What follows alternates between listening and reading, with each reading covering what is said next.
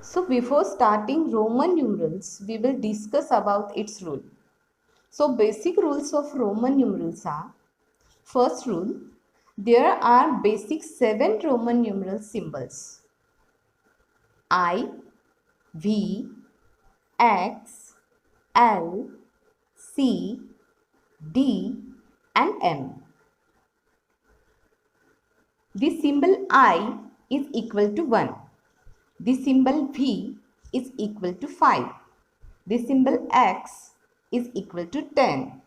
The symbol L is equal to 50. The symbol C is equal to 100. The symbol D is equal to 500. And last one, M is equal to 1000. अर्थ Roman संख्या प्रणालीत I ह्या चिन्हाची किंमत 1 या संख्ये इतकी आहे. व्ही या चिन्हाची किंमत 5 या संख्ये इतकी आहे. एक्स या चिन्हाची किंमत 10. एल या चिन्हाची किंमत 50. सी या चिन्हाची किंमत 100.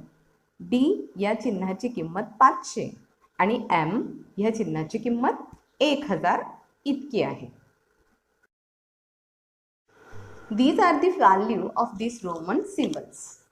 आता मुलांना या रोमन संख्या प्रणालीमध्ये एक गंमत अशी आहे की या संख्या प्रणालीमध्ये शून्य दर्शविण्यासाठी कोणतंही चिन्ह नाही. In Roman numeral system there was no symbol for 0.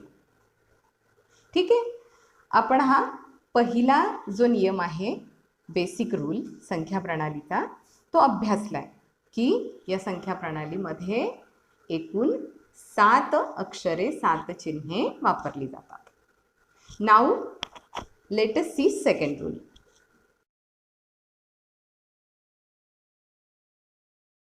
The symbol V, L, D are never repeated and subtracted. It means in these basic 7 Roman symbols, V, L and D are never repeated and subtracted. I have an example here. बघा इथे दिसतंय तुम्हाला V V हे मी 2 वेळा लिहिलंय. L L आणि D D. Roman संख्या प्रणालीमध्ये मुलांनो व्ही एल डी ही संख्या चिन्हे कधीही रिपीट होत नाही किंवा सबट्रॅक्ट होत नाही. So V V is never repeated, it's wrong.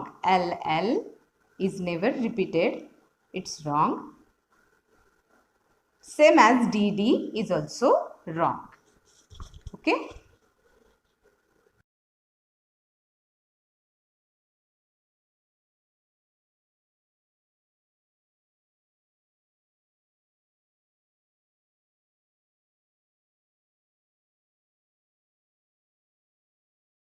Now let us see third rule. Third rule is a symbol is never repeated more than 3 times. म्हणजे काय, या रोमन संख्या प्रणालीमध्ये कोणतंही संख्या चिन्ह हे 3 पेक्षा जास्त वेळा रिपीट होत नाही. 3 पेक्षा जास्त वेळा त्याची पुनरावृत्ती होत नाही. I have an example here. इथे बघताय तुम्ही एक्स एक्स एक्स एका बाजूला आणि दुसऱ्या बाजूला पाहताय एक्स एक्स एक्स एक्स. आता दोन्ही मधला फरक काय, एक्स एक्स एक्स इथे एक्सची किंमत आहे 10. 10 अधिक 10 अधिक 10. इथे 3 वेळा लिहिले. X X X X it is repeating here 4 times. इथे 4 वेळा लिहिले. So this one is right but this one is wrong. Another example here. I is using here 3 times. I is using here 4 times. So this one is right and this one is wrong. So any symbol is never repeated more than 3 times. Is it clear?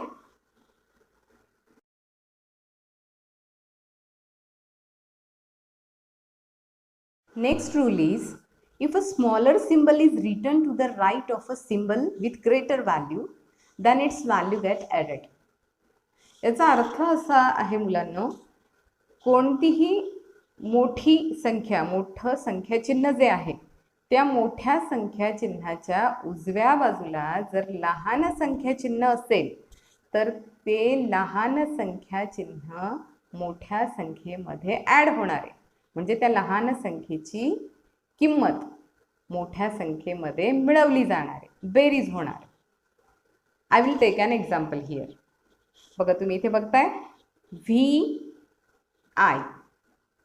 V is equal to 5, I is equal to 1. V is greater symbol and I is smaller symbol. आणि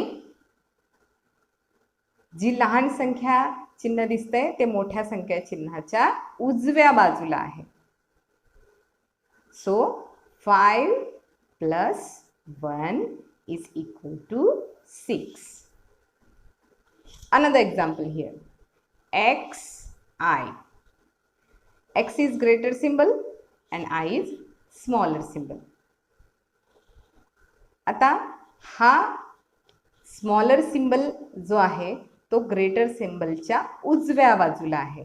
त्यामुळे या लहान संख्या चिन्हाची किंमत मोठ्या संख्येमध्ये मिळवली जाणार आहे. 10 plus 1 is equal to 11 and so on.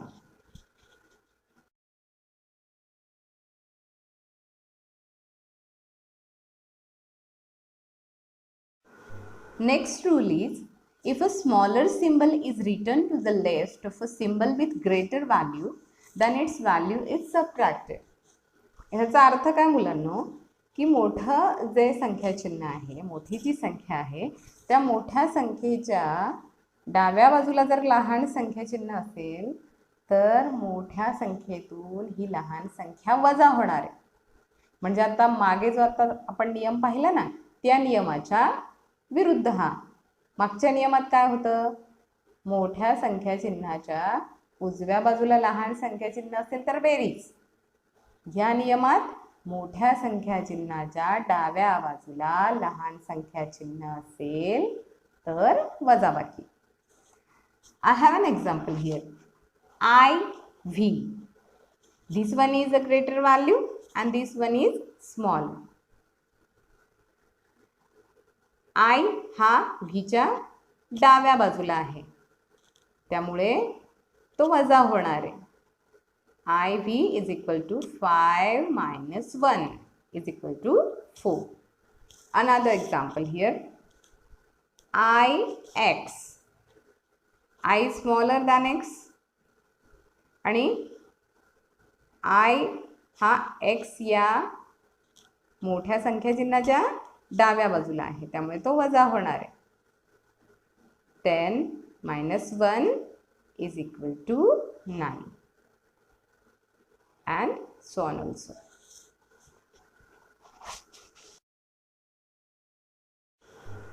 Let us see one more example.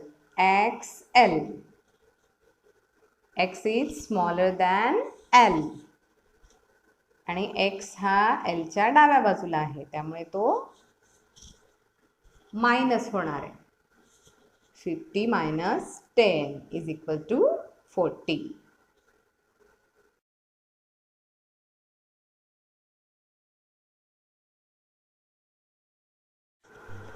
मुलांनो, मला वाटतं रोमन संख्या संबंधीचे हे सर्व नियम तुम्हाला व्यवस्थित समजले असावेत. आता रोमन संख्या संबंधी काही महत्त्वाच्या गोष्टी आहेत ज्या मला तुम्हाला सांगायच्या आहेत.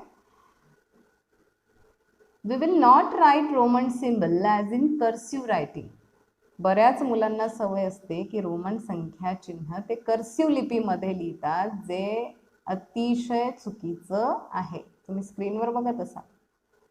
इंग्रजी अल्फाबेट्स, लॅटिन भाषेतील जे अल्फाबेट्स आहेत त्यांचा उपयोग रोमन संख्या चिन्हांसाठी केलेला आहे, जे तुम्हाला एका सेक्शनमध्ये स्क्रीनवर दिसत असेल ते बरोबर आहे. आणि खाली तुम्हाला तीच अल्फाबेट्स कर्सिव्ह लिपीमध्ये दिसत आहेत, या पद्धतीने कर्सिव्ह लिपीमध्ये कधीही रोमन संख्या चिन्ह लिहायची नाहीत, ते चुकीचं आहे.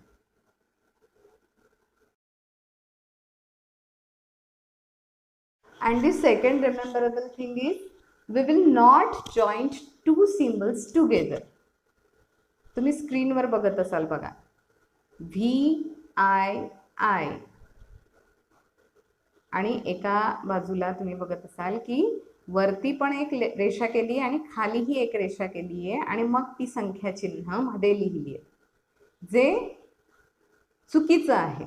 बऱ्याच मुलांना ही सवय असते की रोमन संख्या चिन्ह लिहिताना ते एका रेषेने ती संख्या चिन्ह जॉईंट करत असतात.